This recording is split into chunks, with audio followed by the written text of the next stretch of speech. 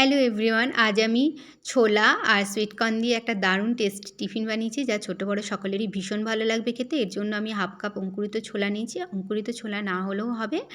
আর নিয়ে নিচ্ছি হাফ কাপের একটু কম সুইট কর্ন, যা বাচ্চাদের ভীষণ প্রিয়।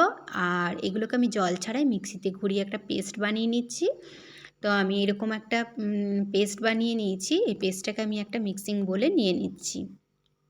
এর মধ্যে দিয়ে দিচ্ছি মিডিয়াম সাইজের সেদ্ধ করা আলু, যেটা আমি গ্রেট করে নিয়েছি, আর দিচ্ছি হাফ গ্রেট করা গাজর।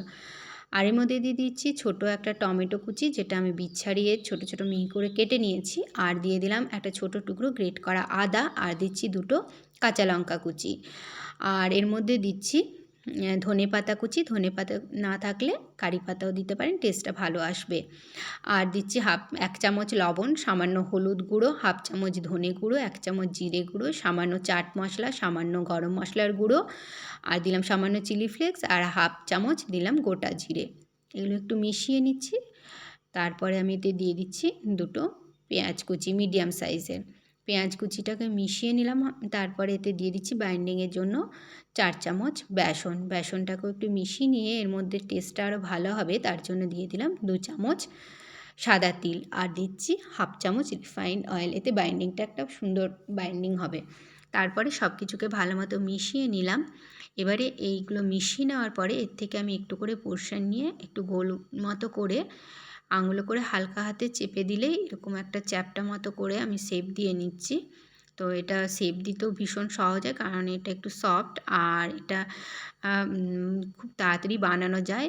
আর এটাকে রান্না করতেও খুব একটা বেশি সময় লাগে না, আর আগে থেকে এর জন্য কোনো প্রিপারেশন লাগে না। বাচ্চাদের স্কুলের টিফিনে খুব তাড়াতাড়ি এগুলো বানিয়ে দেওয়া যেতে পারে, বাচ্চারাও ভীষণ ভালো লাগবে খেতে। আমি সবগুলো শেপ দিয়ে নিয়েছি। এদিকে ওভেনে একটা প্যান বসিয়ে গরম করে এতে দিয়ে দিয়েছি সাদা তেল। তেলটা মিডিয়াম গরম হলে আমি শেপ দেওয়া টিফিনগুলো এর মধ্যে দিয়ে দিচ্ছি।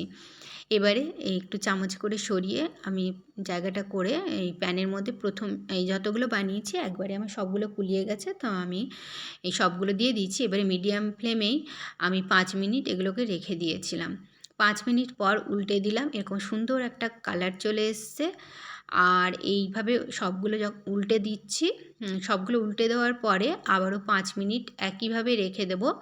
তা এগুলো একটু সফট হয়, তো বেশি নাড়াচাড়া করলে ভেঙে যেতে পারে। তো আমি হালকা হাতে এগুলোকে উল্টে দিলাম সবগুলোকে। এবার 5 মিনিট পরে আমি এটা সুন্দর একটা কালার এসছে, দেখে বুঝতে পারছেন ঠিক তলাতেও এরকম একটা কালার চলে আসবে। তো এরকম উল্টে দেখলাম, এরকম সুন্দর একটা কালার চলে এসছে, তার মানে এগুলো সবগুলোই রেডি হয়ে গেছে। আমি এবার একে একে এগুলো প্লেটে তুলে নিচ্ছি। তো আপনারা একবার হলেও বাড়িতে ট্রাই করবেন। আর এটা বানানো সহজ আর খুব চটজলদি তৈরি হয়ে যায়, বারবার বলছি। একটা ভেঙেও দেখাচ্ছি আপনাদের। এগুলো ভীষণই সফট হয়, খেতে দারুণ লাগে। Please to like, comment, share and subscribe to my channel. আজ এই পর্যন্তই, দেখা হচ্ছে পরের ভিডিওতে এরকমই সহজ সরল কিন্তু মজাদার কোনো রেসিপি নিয়ে। Till then take care, thank you.